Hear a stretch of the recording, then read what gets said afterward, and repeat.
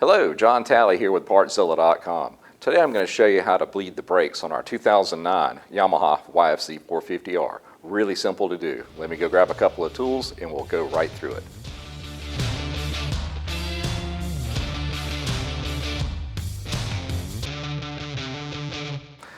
Listen, this is only going to be a skill level 1. It's going to be really simple, and I can prove that by the fact we only need a couple of tools to pull this off.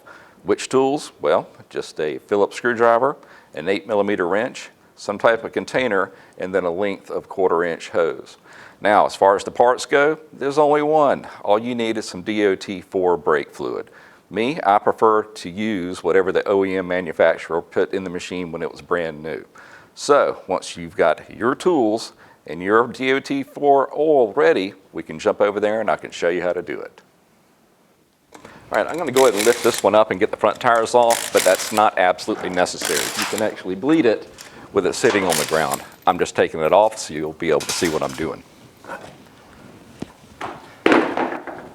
All right, let's start by taking off the cover on the reservoir on the master cylinder for the front.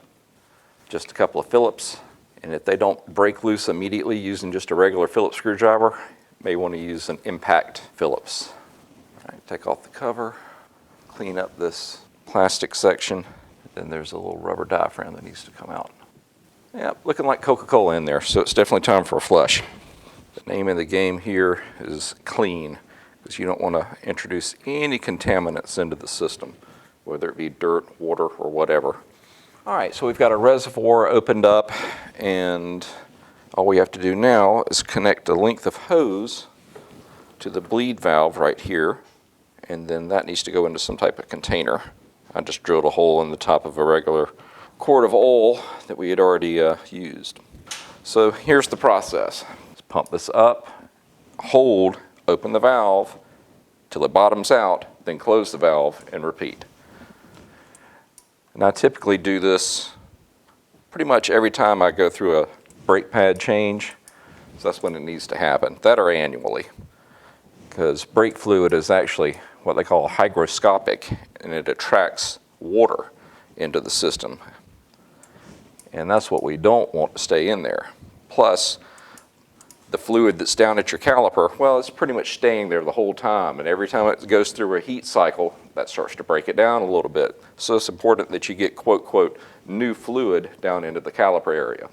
And as you're doing this, you need to keep an eye on your reservoir, because what you don't want to have happen right now is to introduce air into it, because I know this system is working like it's supposed to, so I don't want to have to start over by forcing an air bubble all the way down and through the caliper. I'll do this in between 20 and 25 times, checking along the way to make sure I still have enough fluid. All right, we're getting a little bit close, so I'm going to fill it back up and keep going. Do this side a few more times, and then we'll head over to the left and then do it.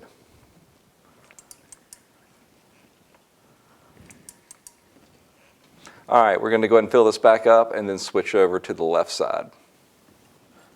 All right, let's tighten it up. Same procedure as the right side.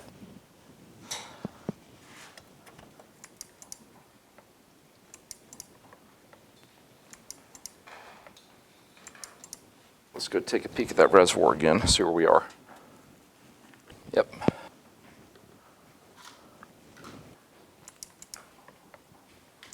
All right, guys, that should do it. Only thing we need to do now is set our level. Tighten that back down all the way. Then don't forget to put your dust and dirt cap back on. All right, we are going to refill it to about right here, just below that upper section of the sight window.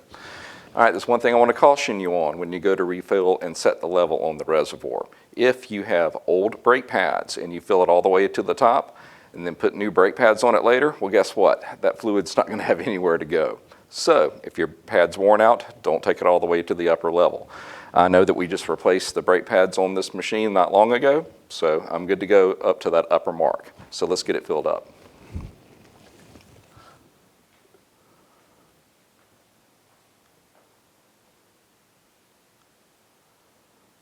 That'll do. Now at this point, we can go ahead and put the diaphragm back in along with that plastic spacer and then the cover itself. All right, with the front finished up, let's move around to the back and get it taken care of. All right, we've got our dust cap out of the way. Let's go and connect up our 1/4-inch hose. And the rear reservoir is actually up under the seat. And that is it right here. Put together about the same way. Nylon spacer, rubber diaphragm, and then just the cap. All right, we've got it opened up. I'm going to go ahead and top it off. And we'll start pumping it through. What we're going to do is you're going to pump it up, hold, open the valve, let it bottom out, close the valve, and then repeat. Do it about 10 times, then we'll check the reservoir. See where we are. Yep, time to fill up. To give it a good chance of getting most of the fluid, flushed out, we're going to fill up the reservoir probably 3 or 4 times to really force out that old fluid.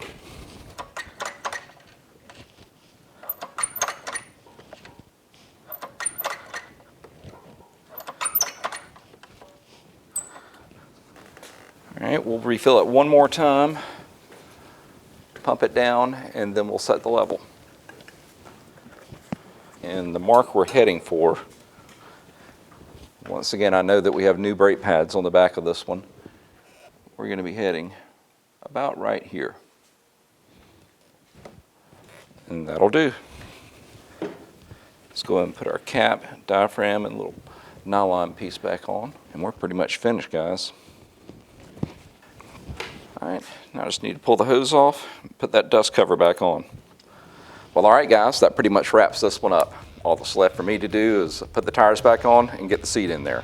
So, if you need any parts for your machine, why don't you come see us at Partzilla.com and we can get you taken care of. If you have any questions or comments, leave them in the section below and I'll do my best to answer them.